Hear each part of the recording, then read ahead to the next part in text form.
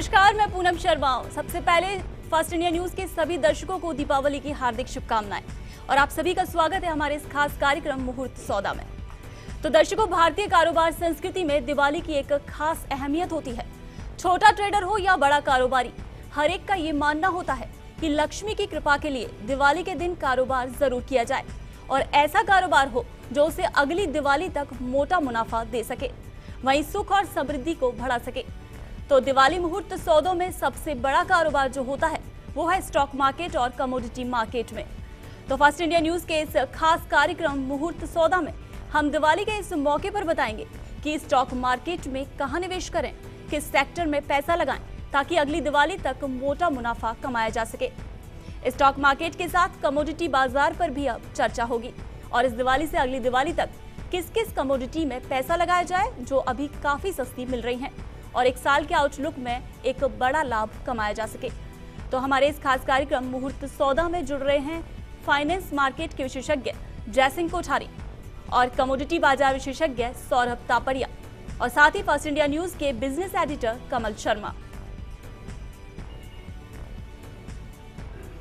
तो चलिए इसी बीच अब हम बात करते हैं पंडित पुरुषोत्तम जी से। पंडित जी, आपसे जानना चाहेंगे कि आज हर एक कारोबारी जो कि मुहूर्त के सौदे करते हैं और आज के दिन किस शुभ मुहूर्त में सौदा किया जाए जो कि सबसे श्रेष्ठ हो, आपसे जानना चाहेंगे।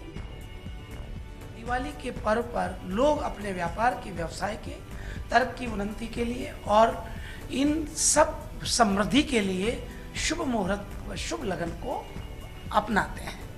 प्रत्येक कार्य का मुहूर्त ही स्वरूप बनाता है। शुभ मुहूर्त और शुभ लगन ही लाभ देने की स्थिति पर पहुंचाते हैं और लगन जब खराब होती है या शुभ मुहूर्त नहीं होता है तब फिर व्यक्ति को लॉस उठाने पड़ते हैं। इसलिए तमाम दर्शकों को और सभी लोगों को हम बताना चाहेंगे कि आपको दिवाली के पर्व पर जो हिंदुओं का सबसे बड़ा प्रमुखता से लिया जाने वाला बड़ा त्योहार है और इस त्योहार को इसलिए मनाया जाता है कि पूरे संसार में दिवाली का त्योहार हिंदुओं का सबसे बड़ा त्योहार है। इस पर शुभ घड़ी और शुभ लगन सायंकाल मुहूर्त की तो 4:13 से और सूर्यास्त तक सर्वाधिक श्रेष्ठ समय रहेगा। इस दौरान भी आप इन्वेस्ट कर सकते हैं, इस दौरान भी आप लाभ ले सकते हैं। और इसके साथ ही अब हम आपको बताना चाहेंगे कि शेयर बाजार और कमोडिटी एक्सचेंज ने मुहूर्त कारोबार का क्या समय रखा गया है। तो आपको बताते हैं, शेयर बाजार बॉम्बे स्टॉक एक्सचेंज और नेशनल स्टॉक एक्सचेंज में आज दिवाली का मुहूर्त कारोबार होगा जिसका समय शाम 6:45 बजे से 6:45 बजे तक होगा। वहीं कमोडिटी एक्सचेंज NCDX में दिवाली मुहूर्त सौदे का समय शाम 6:45 बजे से 7:30 बजे तक का रखा गया है।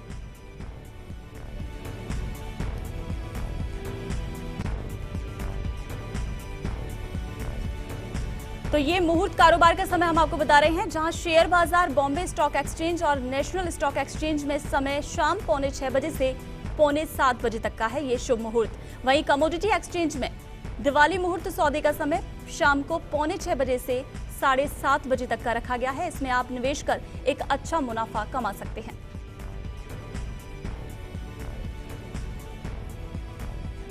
तो चलिए अब हमारे साथ स्टूडियो में मौजूद हैं शेयर बाजार विशेषज्ञ जयपुर से जयसिंह कोठारी जी। तो अब हम सीधे उन्हीं से जानेंगे। जयसिंह जी, 6:45 बजे का ये जो मुहूर्त कारोबार शुरू होगा ये बताया गया है, तो इसमें क्या खरीदना चाहिए, किस तरह से निवेश करना चाहिए? बहुत क्वेश्चन सिंपल है लेकिन इसका आंसर बहुत कॉम्प्लिकेटेड है, क्योंकि अभी हमारा जो देश का शेयर बाजार है, पूरा जो इकोनॉमी का जो डायरेक्शन है वो पूरी इकोनॉमी का डायरेक्शन में इन्वेस्टमेंट जोन से शिफ्ट होके हम एक्सपेंडिचर जोन में शिफ्ट हो रहा है। तो इसलिए इसमें ऐसा बतला पाना कि आज ये शेयर खरीद लो और वो बढ़ जाएगा, क्योंकि दोनों चीज़ें रहेगी, विनर्स लूजर्स गेम रहेगा। तो जो पुरानी चीज़ें हैं वो आउट होंगी और जो नई चीज़ें हैं, नए सेक्टर हैं, ये ट्रांसफॉर्मेशन का पीरियड है, ये भी अपने 5-7 साल तक चलेगा। तो इस दौरान मैं जो समझ पाया हूँ 3 सेक्टर निवेश के लिए ठीक कहे जा सकते हैं। उसमें एक हेल्थ केयर, दूसरा एक लीजर इकोनॉमी, ये पहला सेक्टर है जो अब तक हमने इंडिया में नहीं देखा है, लेकिन इस इकोनॉमी में चलता है, ऐसा दूसरे कंट्रीज में देखा है, और एक बायो साइंस।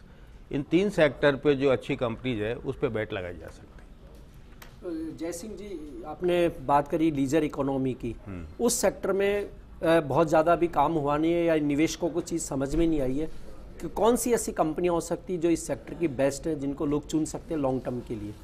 देखिए, कंपनियों का नाम लेना और बताना वो बहुत मुश्किल काम है, लेकिन जहाँ पे ये है कि ये एक स्ट्रेस इकोनॉमी का जब भी ये ट्रांसफॉर्मेशन होता है, एक नई इकोनॉमी डेवलप होती है, साथ में उसका नाम होता है स्ट्रेस इकोनॉमी। जो स्ट्रेस को रिलीव करे, जो मतलब स्ट्रेस को कंफर्ट में कन्वर्ट करने का जिसके पास में इंफ्रास्ट्रक्चर हो, उस कंपनीज में इन्वेस्ट किया जा सकता है।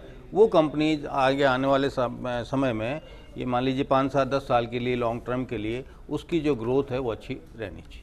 जैसे आपने हेल्थ सेक्टर की बात करी, हेल्थ सेक्टर ने इन्वेस्टरों को काफ़ी रिटर्न दिया पिछले कई साल में। अगर हम देखें फार्मा सेक्टर, हेल्थ ने बहुत बढ़ चढ़ के काम किया। आपको लगता है कि इस उच्च लेवल पर आकर के भी उसमें एक इन्वेस्टमेंट की गुंजाइश है? मैं इसीलिए कह रहा हूँ कि फार्मा में नहीं, हेल्थ केयर, दोनों में फ़र्क है।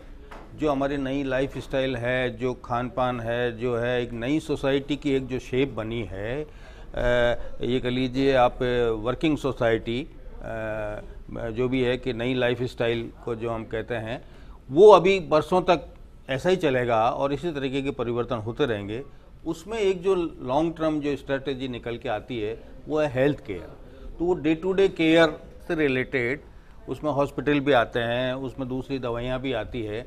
तो जो ट्रेडिशनल फार्मा सेक्टर है उसमें नहीं, ये नए विनर इसमें ढूंढने पड़ेंगे, और हेल्थ केयर सेक्टर इसलिए आने वाले समय में मजबूत लगता है।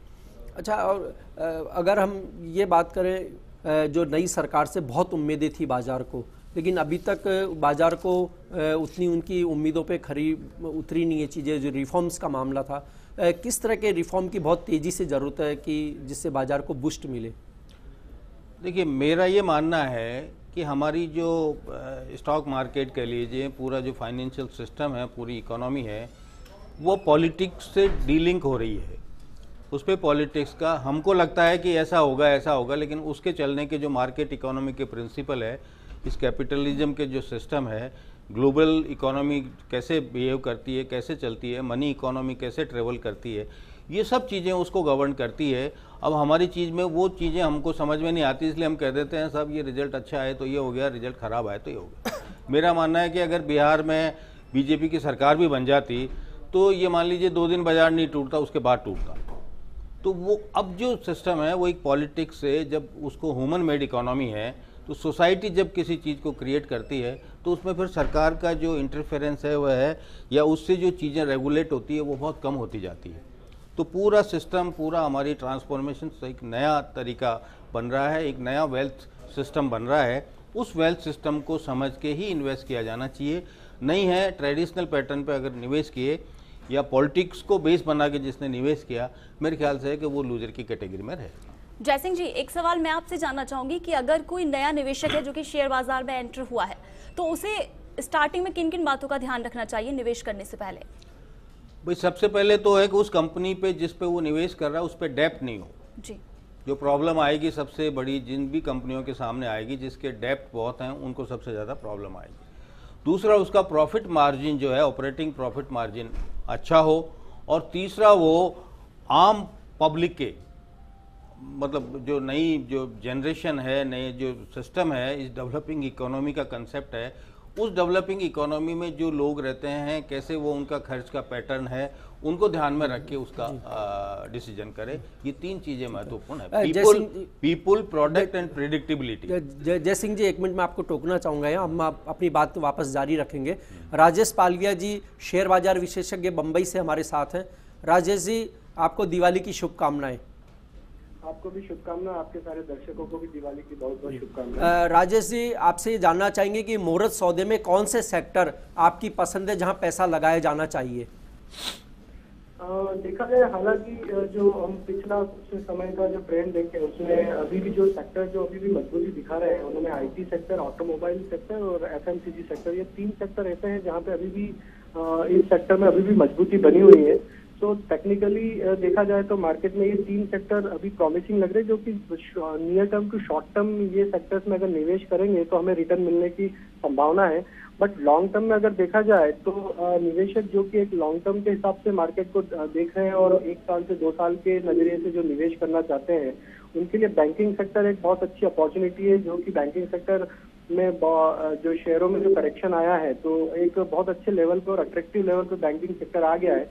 तो मुझे लगता है कि थोड़ा आने वाले समय में थोड़े समय में हमें कंसोलिडेशन देखने को मिलेगा बैंकिंग स्टॉक में, और वहां से एक अच्छा रिटर्न आगे 1 साल में 2 साल में बहुत अच्छा बैंकिंग सेक्टर। राजेश जी, आपने बैंक सेक्टर की बात करी। जब इकोनॉमी बूस्ट होती है तो सबसे पहले बैंक सेक्टर ही चलता है, तो किन बैंक शेयरों पर निवेशक अपना दांव लगा सकते हैं?